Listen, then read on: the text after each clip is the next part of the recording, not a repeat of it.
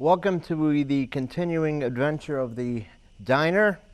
I'm working on just a little bit more. We finished all the newspaper boxes. Finished them on a little time I had, so those are coming out real good. I didn't put the stars in the flag yet. I'm going to wait to the very end. I want to use metallic silver paint so it shines like crazy. I got the Main Street logo in pretty good. Still got a little work to do on some of the bars that come in.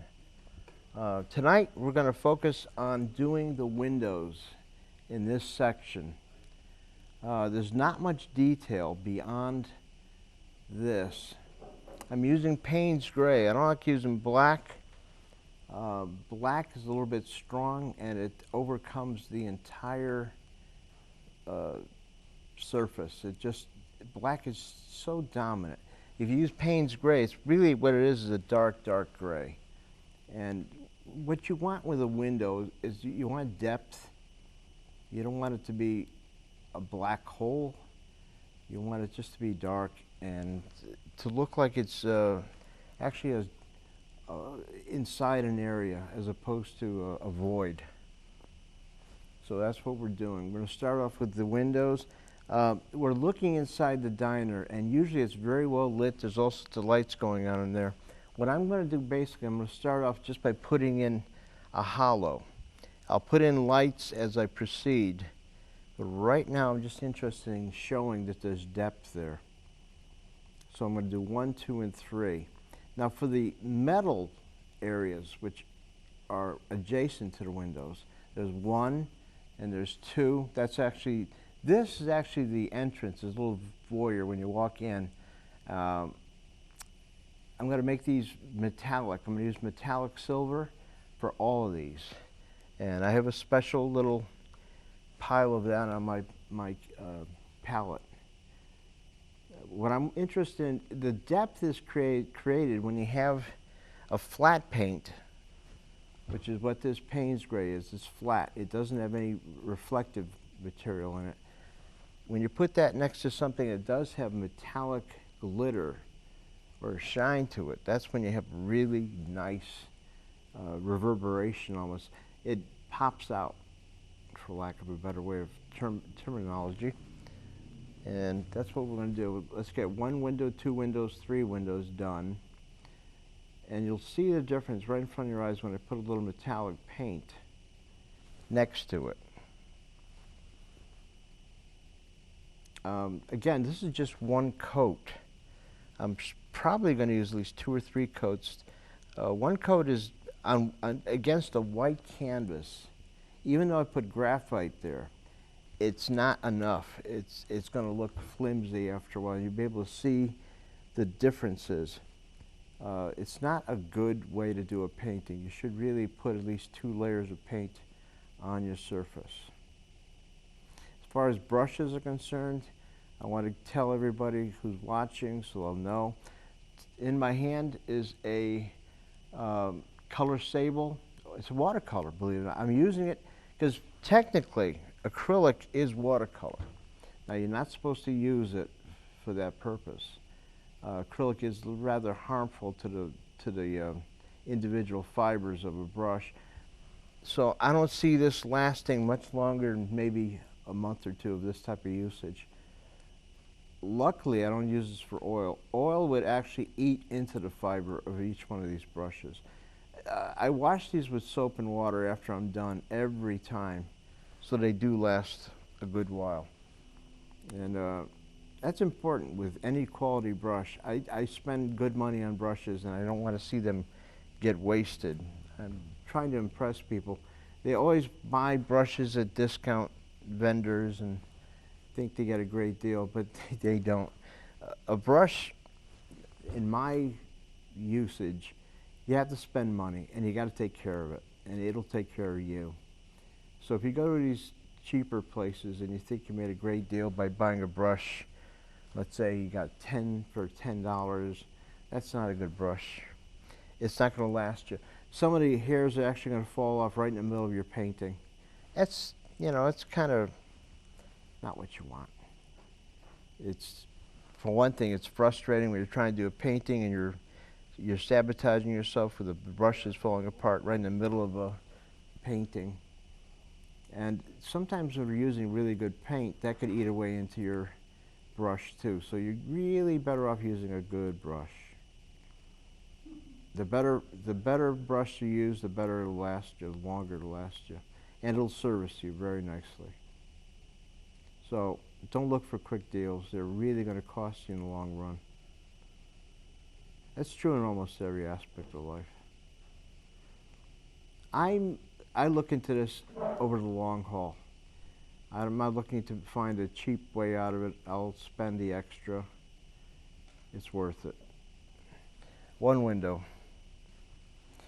I think what I'm going to do is stop at that one and work on the metal.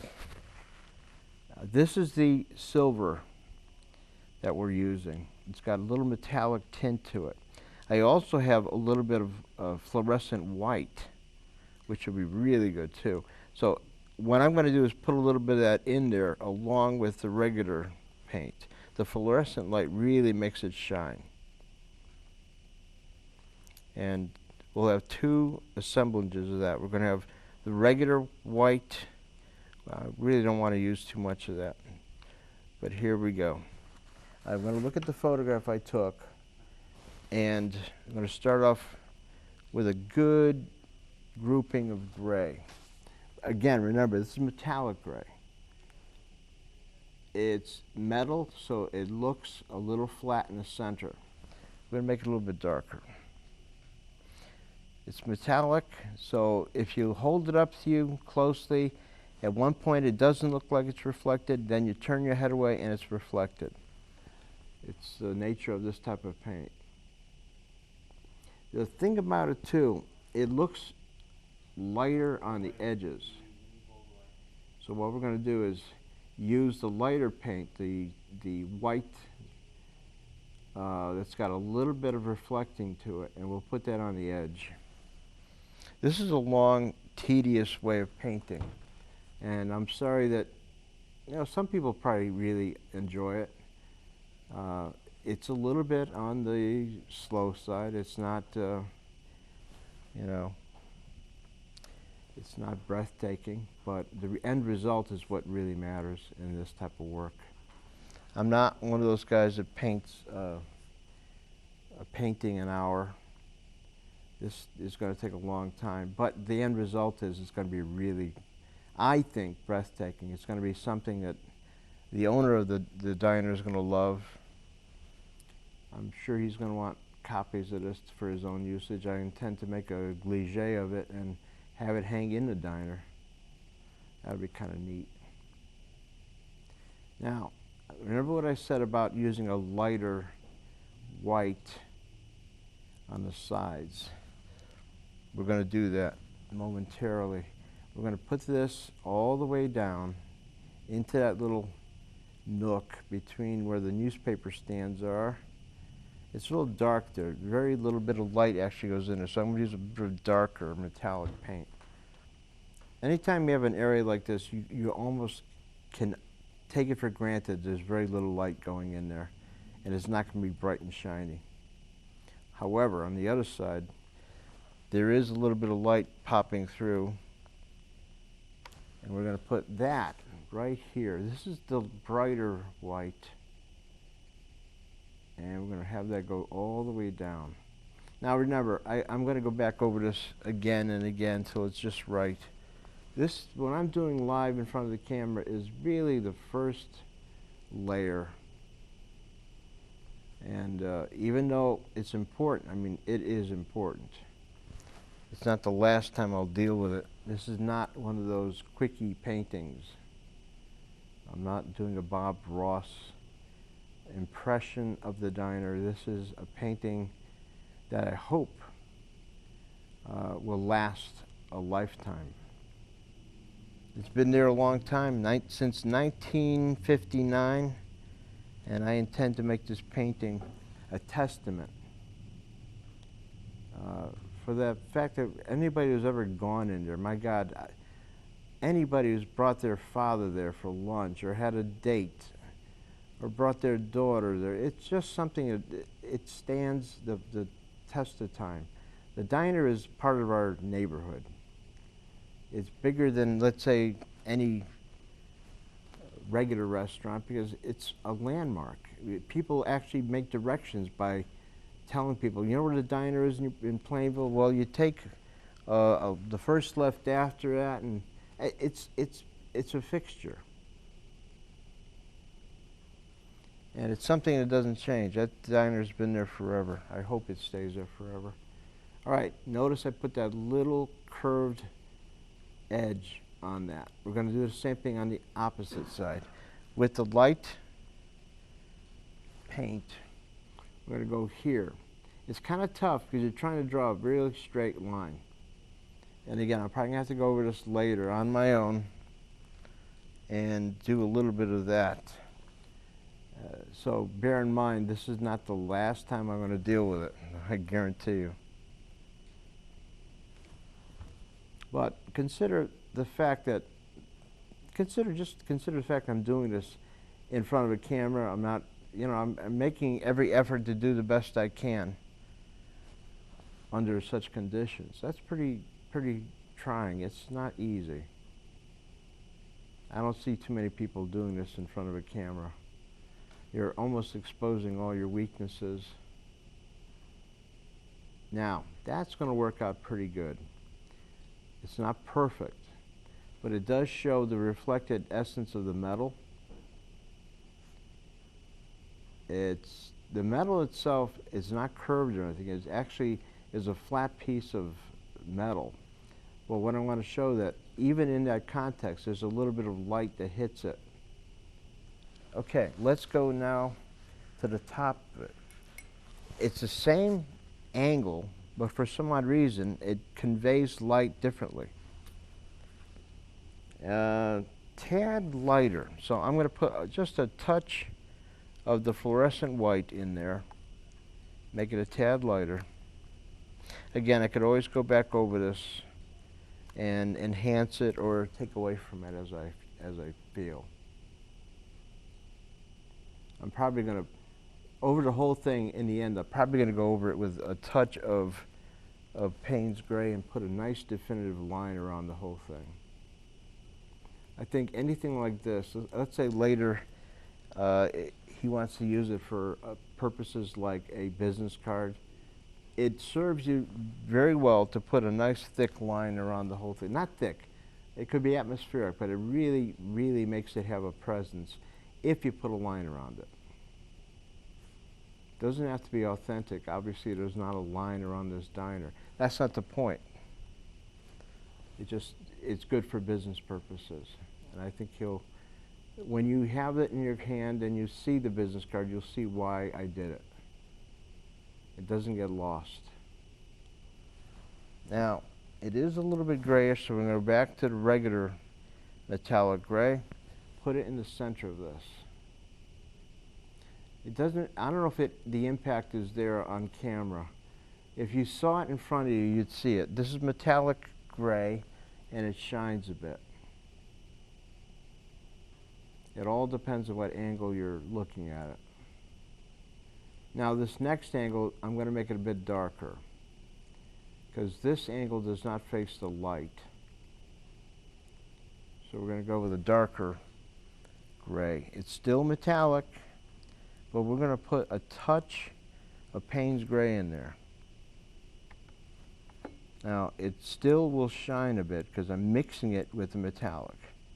I also have some black paint that has, it's metallic black. What I'm going to do, I'm going to wait to the very end and put that in when I'm done painting the whole thing. I'm going to do that with a lot of this. I'm going to go over it in the very end and touch up things, make it pop. It's a little secret a lot of artists have, how to make things pop when you're all done. I'm going to do the words on top, the Main Street Diner logo. We're going to go over all those. Same thing. Darken this one now. We're going to use the same dark metallic paint that I used, and we're going to do this area. There's a shadow which forms underneath this metal. I'm going to put that in right now just so you can see what happens. This, like I said, I already put a little Payne's gray in there, so it's a touch on the dark side. And that's what we want.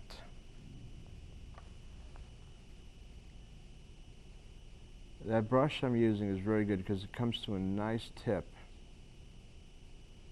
And that's what you want.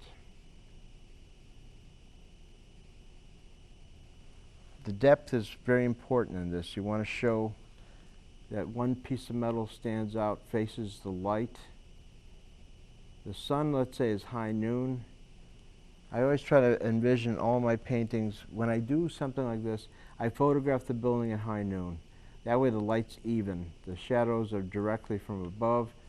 There's no question as to, you can almost guess, take for granted that it is high noon. It's the best time to do a building. The lights are even.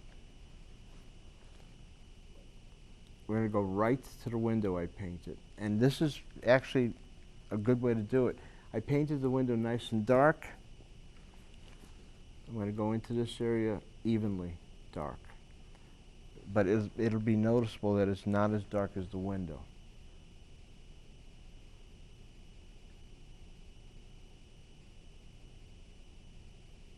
Now, the trick here is, I'm going to do this probably the last episode of this diner. I'm going to put streaks in the window to make it obvious that it's glass. Can't do that to the very end. And the streaks are going to go at a 45-degree angle in this way, all across, very concurrent. Just another trick of the trade. You want to show a window, put streaks in the glass. It works, usually, it works pretty good. I'm going to darken this up just a bit more. Go into this one. I have the photograph of the diner right here, so I'm always referring to it. My memory is good, but not that good. It's always good to have constant reference. That way, you can't be accused of making too many mistakes, or this is not an impressionistic painting. It's the real thing. I want to make it as actual as I can.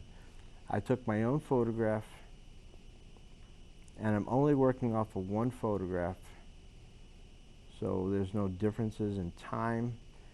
Sometimes if you take a photograph at 3 o'clock and then you have another photograph that you took at, let's say, 10 o'clock in the morning, the light's going to be different, and some of the reference is going to change because of that.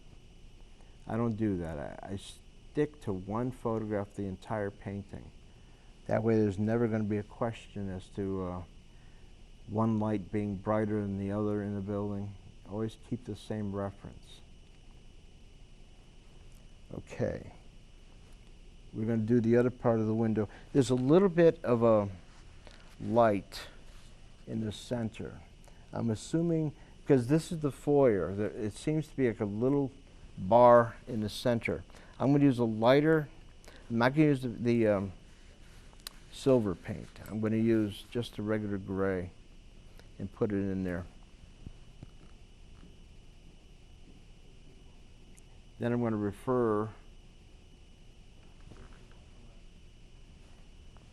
to going back to the same window, make it darker.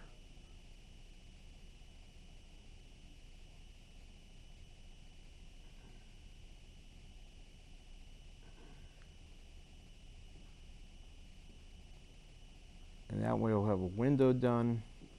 I could go back to the top and get that. I should, as a matter of fact. When you're doing any piece like this, always go in progression. Know that your hand is going to rest on the part that you have just finished.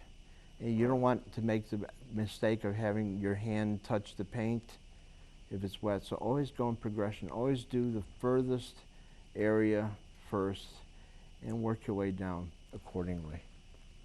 I always do. This is a nice flat gray. It's not the silver metallic one. Now, I'm not even sure what that thing was in the window. I don't have to be sure. I just want to make some sort of reference to it, so when I do go back and take a look and see clearly what it is, I can make more definition to it then. We're going to go back and make the bottom part of that window dark, and then we're going to go on top of this and put, that's kind of more of that metallic color on top.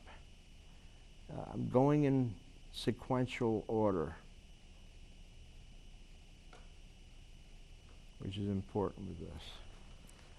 Let's get the bottom of this. Again, it's glass. It's going to be evident when I put streaks in it. Right now, it's not. We're going to put a little bit of Payne's gray in the bottom part of this. Just want to refer to that one more quick time. Make sure I'm on the mark. So there's one thing I'm proud of. Nobody's going to walk up to me and say, well, I don't know about that. I think there's only 4 windows in that, or 3 in this segment. I'm pretty careful about that. I penciled this out carefully. I actually showed it to the owner, and one of the waitresses there said it was pretty accurate. Good enough for me. I also had several people look at it and give me their thumbs up. One window is pretty much done. I have to be careful because I put a little bit of water in this. And a lot of people don't like when people put water in acrylics. I don't use extenders. I don't like what they do to paint. Water, all water does is make it pliable. It doesn't change the intensity of the paint, it just makes it pliable. And I don't use a lot of it. I just maybe 1/3 of a drop, just to make it pliable. Okay, one window's done. I'm going to go back to the top, not even making a reference to anything else. And again, the top is going to be more of that metallic paint. I think the owner's going to love this.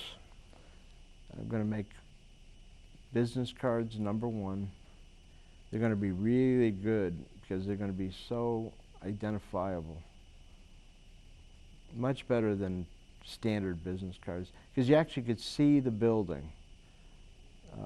It's better than a photograph. Photographs lose a little spontaneity, but this type of thing is perfect. The color aspect is going to be great.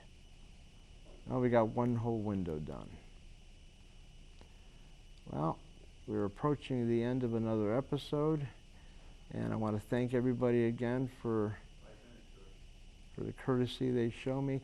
Again, the people who own the diner are really great. They've shown me nothing but constant. They love the fact that I put interest in their building. They're not the first owner. There's been several owners. There's been a whole line of them, but they really love this business. They put their heart and soul into it, and I love mom and pop situations. We don't have too many left in Plainville, or for that matter, any community. And I purposely go out of my way to make sure people respond to them, much more so than any chain or any corporate thing. One window is done. Now let's refer back to the top. The same metallic paint that we used in this portion, we're going to use on top. The difference is there's a strip of red that goes through it in 2 places.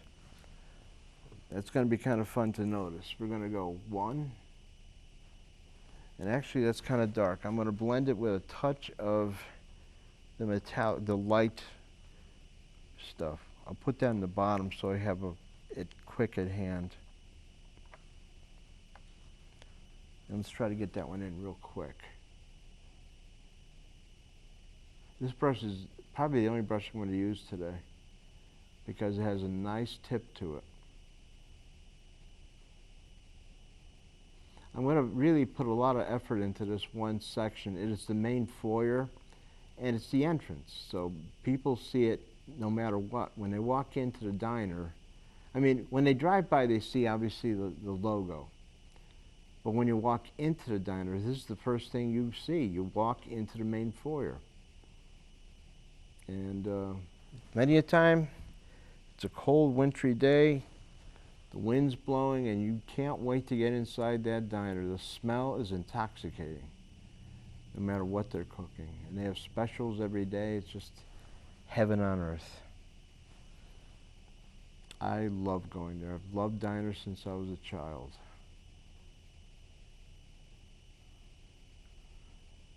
Okay, let's get that top foyer in.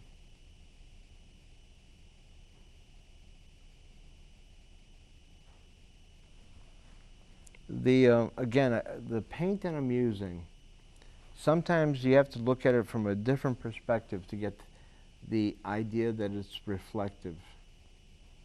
And when it's wet, it's really not as reflective as when it dries. It really pops out. And I'm going to have to put different coats of paint at different levels to really make it work. I'm going to have to use flat paint next to the reflective paint. But it's really going to have a presence. It's really going to have a presence. I'm really happy with, this is probably, out of all the ones I've done for Nutmeg, this is probably the one that's going to be, this is probably going to be the one that's closest to me in heart. I love places like, I did the library, I love the library. I did my daughter's dog, I love that dog, I love doing animals. But this diner is Americana at its best. And as a kid, growing up, the diner was an institution. It was bigger than life. It stays in your mind. And painting this was a joy. Real joy. I want to get this section done. Next section, next program, we're going to finish this entire section. We're going to try to. And get the windows in, do stuff like that. On my own time, I'll probably put little details in stuff. A lot of that would be very boring for you to see at all. And it's good enough for me to show you the essence. You'll appreciate it. There we go. It's coming out really good. I want to thank you all again for popping in.